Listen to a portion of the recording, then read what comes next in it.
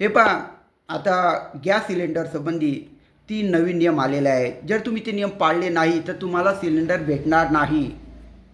त्याच्यामुळे ते नियम व्यवस्थित लक्ष देऊन ऐका.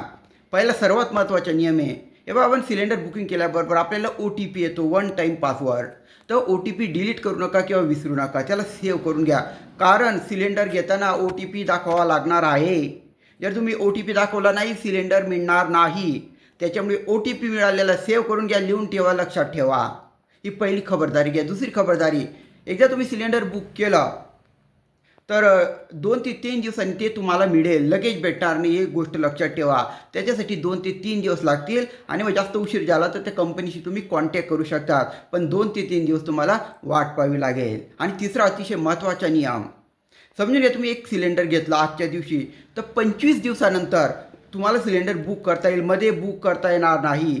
तुम्ही शहरी भागात राहणारे असणार तर ज्या दिवशी तुम्ही सिलेंडर घेतलं त्याच्या 25 दिवसानंतर तुम्हाला ते नवीन बुकिंग करता येईल, मध्येच करता येणार नाही. तुम्ही ग्रामीण भागात राहणार असणार तर तुम्हाला 1.5 महिन्यानंतर म्हणजे 45 दिवसानंतर बुकिंग करता येईल. एकदा सिलेंडर मिळालं तर 25 दिवसमध्ये बुक करता येणार नाही. शहरी भाग, ग्रामीण भाग 1.5 महिना बुक करता येणार नाही मध्ये.